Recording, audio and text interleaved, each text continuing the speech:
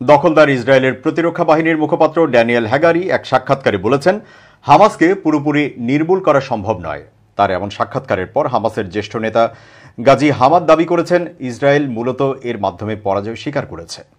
কাতার ভিত্তিক সংবাদ মাধ্যম আল জাজিরাকে হামাসের এই নেতা বলেছেন, হ্যাগারির সাক্ষাৎকার একটি সোজা সাপটা স্বীকারোক্তি।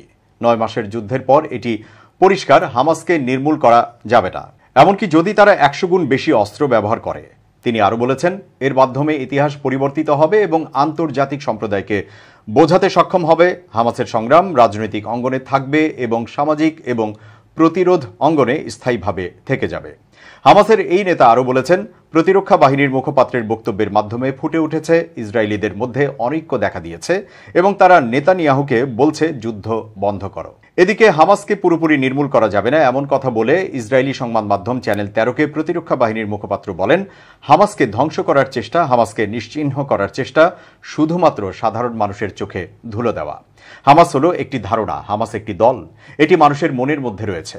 যারা মনে করে আমরা হামাসকে নির্মূল করতে পারবো তারা ভুল।